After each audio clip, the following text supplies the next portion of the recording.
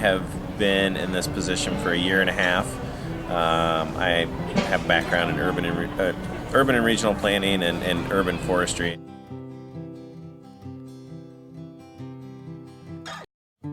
We're always finding new people to tailor things to, or new demographics, or a demographic that maybe we didn't focus on before. So I mean, really, we're planning for the community, and that's anybody that enjoys prairies, anybody that doesn't enjoy prairies. Because I can tell you, when we started our prairie initiatives, I got a lot of nasty grams and nasty emails about the weeds that we're growing. But we're always finding, demographics that we may not, fully meet their needs. For instance, we're embarking on an ADA study of our park systems and see how we can make it more ADA accessible and compliant, and what features we can install that will, serve that demographic.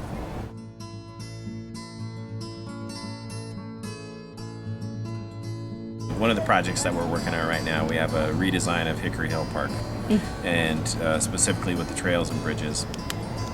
And we had a master plan for trails and bridges done in 2011, and so we're kind of expanding off of that, updating it, and we've been working with the Friends of Hickory Hill, who's a very active group within the park. They do a lot of volunteering. They work with us closely.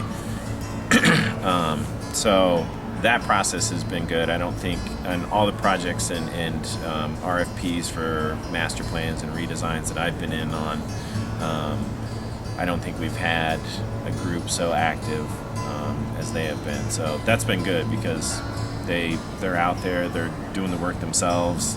They know literally what the lay of the land is. It's given us, I think, some better insight as far as, and the designers too, the contractors, better insight as to what needs to be done. So another project that we did this last year, and it was the first time that we did it, we acquired a piece of property within a densely populated neighborhood, actually blocks away from my neighborhood. So it was a subdivision neighborhood that was built in the 50s, early to mid 50s, and then basically infilled, throughout the 70s and 80s. And so there wasn't much room for open space. And with our department, we have a neighborhood open space ordinance where we have a requirement to, try and infill, as much open space as we can.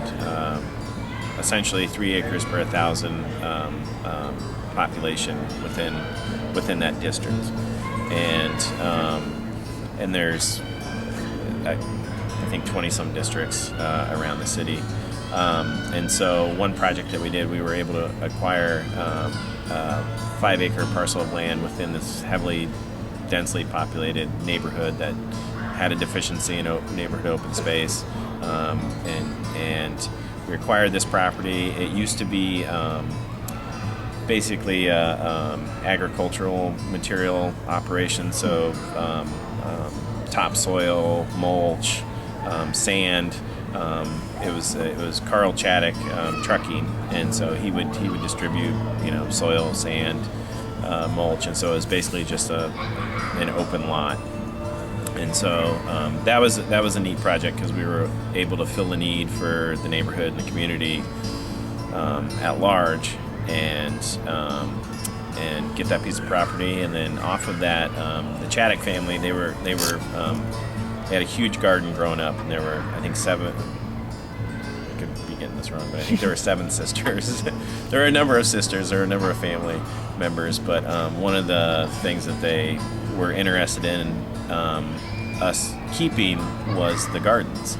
And so we saw a need within the community. There were some community gardens on the north end of town that were closing down, that had been provided by a private owner, and those were closing down, so we knew that there was a need. And so essentially we tilled up the plots, we staked them out, we got them all ready for folks, and then we rented those out, and I think we started renting them out at like 5 o'clock on a Monday morning, and they all went within an hour. Wow. So we were right. There was a need, and off that we realized that we were going to probably have to triple that. So that's pretty cool. That was the first time that we had done that. We were able to do that. Put it in a new garden, acquire a new piece of property within a densely populated neighborhood. So that was pretty neat. And we have yet to do the rest of the park plan for that. So we've gone through the public engagement, open public forum, and we got a lot of good feedback from the neighbors, and they identified that they wanted community gardens as well. So it was a good project. I would like to really just expand on how people want to recreate and how people want to enjoy being outside and outdoors.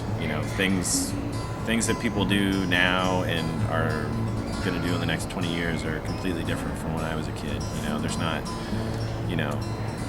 as great of a need for basketball courts and, just these very, personally I think, these very constructed features.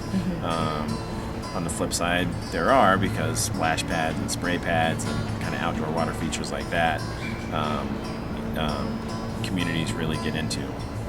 So it's, I guess, trying to meet the needs, the heart of planning, trying to meet the needs of the future while, meet the needs of today.